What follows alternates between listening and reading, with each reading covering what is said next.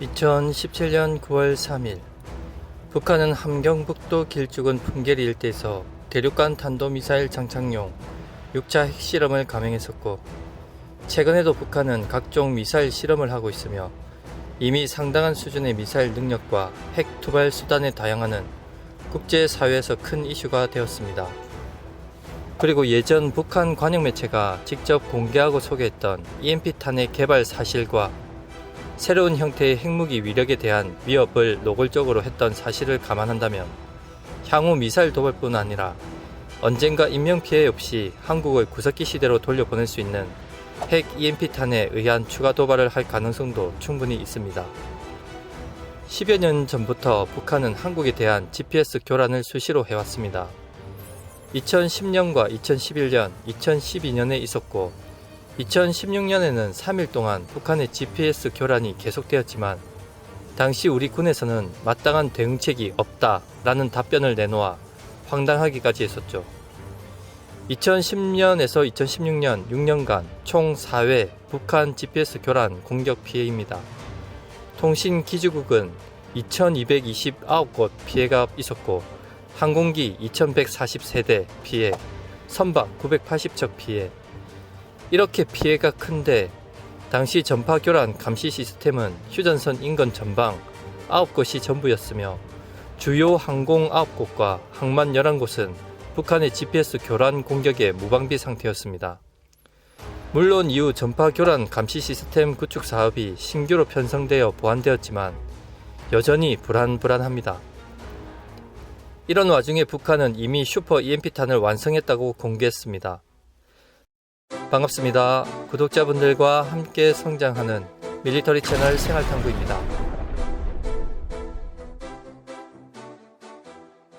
미국 군사위 전문위원은 북한은 이미 초강력 EMP탄과 대포 개발을 완료했다고 평가하였고, 북한이 미국 상공에서 핵 EMP탄으로 공격하는 시나리오를 분명히 연습하였고, 이는 EMP탄 공격에 대한 효율성까지 감안했을 때 미국 국민 10명 중 최대 9명까지 죽일 수 있는 위협이라고 미 의회에서 직접 경고하면서 미국의 EMP탄 개발을 서두르는 계기가 되었습니다. EMP탄은 핵폭발을 이용한 NEMP 방식과 재래식 방식인 NNEMP로 나뉩니다.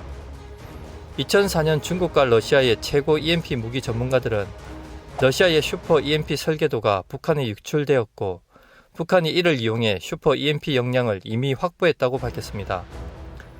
북한의 슈퍼 EMP는 제곱미터당 10kV 이상의 출력을 발생시키는데, 이는 미군 시설들이 제곱미터당 50kV를 견딜 수 있게 설계된 것을 초과해 당시 미군 시설들도 거의 무방비 상태였습니다.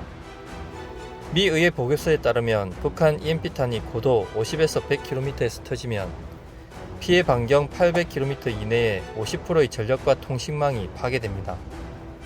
북한은 20여 년 전부터 슈퍼 EMP탄 개발에 매진해왔으며 이는 그동안 북한이 세 차례에 걸친 저위력 핵실험과 금성 3호, 금성 4호 위성 발사가 과거 러시아가 시도했던 FOBS, 즉 부분 궤도 폭격 비슷하다고 지적했습니다.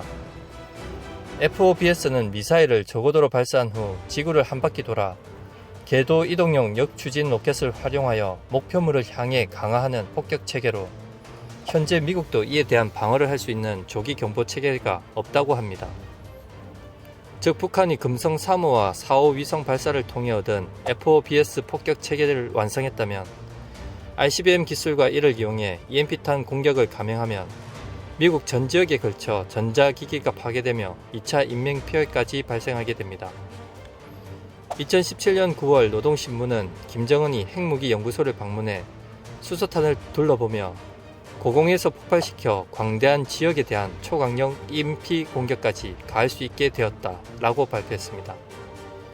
북한이 100킬로톤의 핵폭탄을 서울 100km 상공에서 폭발시키면 한반도 전체와 주변 국가의 모든 전자기기가 파괴될 수 있습니다.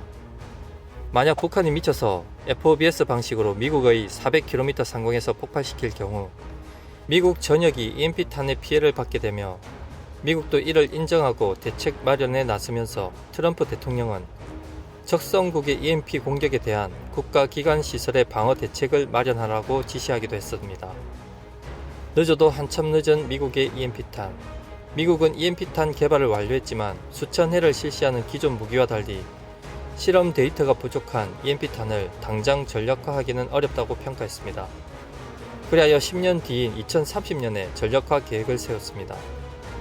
반면 한국은 2018년 EMP탄 시험 개발을 완료하였고 2019년 국방 중기 계획에서 EMP탄 배치를 공표했습니다. 한국은 북한과 같은 핵 EMP탄이 아닌 비핵 NNEMP탄 개발을 1999년부터 개발에 착수하여 2018년 1월 3일 국가연은 1km 유효 거리에 EMP탄 시험 개발을 완료했지만 기밀인 이유로 정확한 성능은 발표되지 않았습니다. 전문가들은 지난 3년간 반경 5km까지 피해를 줄 수 있는 EMP탄을 배치했을 거라고 예상하고도 있습니다. 실제로는 이미 반경 수십 킬로미터의 피해를 줄 수 있는 비핵 EMP탄 개발이 완료되어 실전 배치만 기다리고 있다는 소문도 있습니다. 반갑습니다. 구독자분들과 함께 성장하는 밀리터리 채널 생활탐구입니다. 마치며 현재 한국은 하나 시스템과 국가연이 크루즈 미사일에 탑재하는 비핵 EMP탄 개발에 주력 중입니다. 또한 누리호 발사를 통해 향후 ICBM 기술 획득은 물론 위성 궤도 안착을 통한 부분 궤도 폭격 체계 FOBS를 획득하여 북한의 FOBS 방식 궤도 강화 EMP탄과 같은 방식을 획득할 수도 있습니다.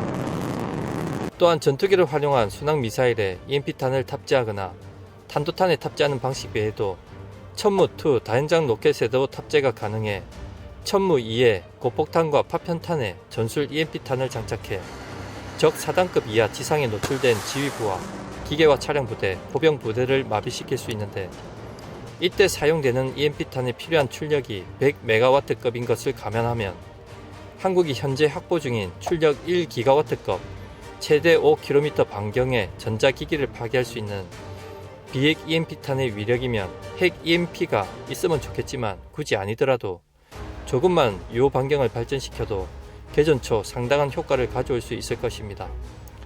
또한 국가연은 북한의 지하 요새를 무력화시킬 수 있는 탄소 섬유탄을 2021년까지 개발과 배치를 마무리한다고 밝힌 만큼 전략형 무기임을 이유로 수량과 성능을 정확히 알려지지 않았지만 충분히 대비를 하고 있으리라 생각됩니다.